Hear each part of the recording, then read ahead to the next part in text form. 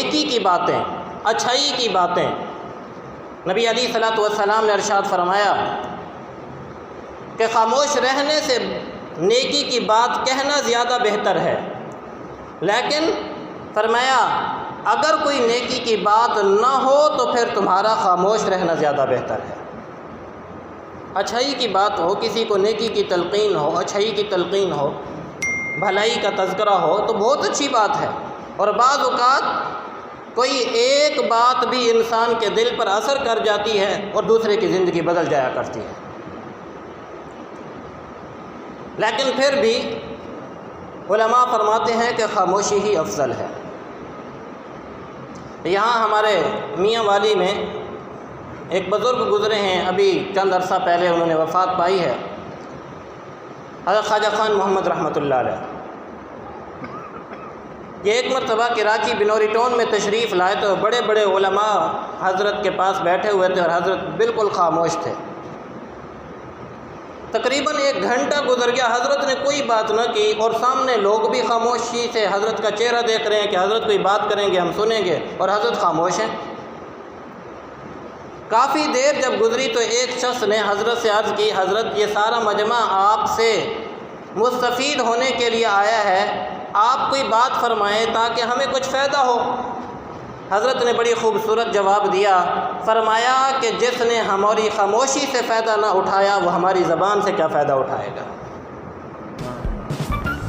جو ہماری خاموشی کو نہ سمجھ سکا تو پھر ہماری بولنے کے زبان کو کیسے سمجھے گا۔ اور اس بات کے گواہ آج بھی، کیونکہ یہ عاجز خود کراچی میں پڑھتا رہا ہے، لاکھوں علماء موجود ہیں، ہزاروں، کہ حضرت کے یہ الفاظ کہنے تھے، پورا مجمع رونے لگ گیا۔ واقعی اللہ والوں کی باتیں دل کے اوپر اثر کیا کرتی۔ تو اس لیے جو انسان خاموشی کی زبان نہیں سمجھ سکتا وہ اس بول کے الفاظ کیا سمجھے گا۔ بعض بات ساتھی ہوتے ہیں، لاکھوں سمجھائیں انہیں، کئی مرتبہ کہا بھی جائے لیکن ان کی سمجھ میں پھر بھی بات نہیں پڑتی ہے۔ تو اس لیے ایسے لوگوں کے بارے میں پھر خاموشی زیادہ بہتر ہوتی ہے۔ حضرت شیخ سعدی رحمۃ اللہ علیہ نے ایک واقعہ نقل کیا ہے گلستان کے اندر۔ فرماتے ہیں کہ ایک آدمی تھا اور وہ اکثر خاموش رہا کرتا تھا، تو لوگوں نے اس کی خاموشی کی وجہ سے سمجھنا شروع کر دیا کہ یہ ماشاءاللہ بڑے عقل مند ہیں اور بڑے اللہ والے بزرگ ہیں، تو ان کے قریب ہونا شروع ہوئے، عقیدت مند بڑھنے لگے۔ چند عرصے کے بعد اس نے سمجھا کہ لوگ میرے بہت زیادہ عقیدت مند ہو رہے ہیں تو کیوں نہ انہیں کچھ باتیں بھی کی جائیں۔ اب جب بات کی، عقل مند تو خاموش تو تھا لیکن عالم نہیں تھا، جاہل تھا۔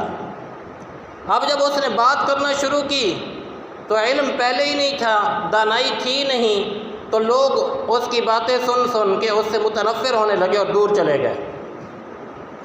حضرت شیخ سعدی رحمۃ اللہ علیہ اس واقعے کو نقل کر کے فرماتے ہیں کہ اے عقل مند، خاموشی تیرے لیے باعث عزت ہے، یہ خاموشی تیری جہالت کو علم کے اندر چھپا دیتی ہے۔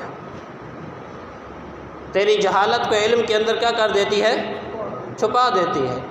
خاموش تھا تو کسی کو کیا پتا کہ یہ عالم ہے یا جاہل ہے، خاموش تھا تو لوگ اس کی عزت کیا کرتے تھے، لیکن جب اس نے بولنا شروع کیا تو زبان سے ایسے الفاظ اور ایسا کردار اور ایسی باتیں ظاہر ہوئیں جو دین والی نہیں تھیں، الٹا لوگ اس کے بجائے قریب ہونے کے دور ہو گئے۔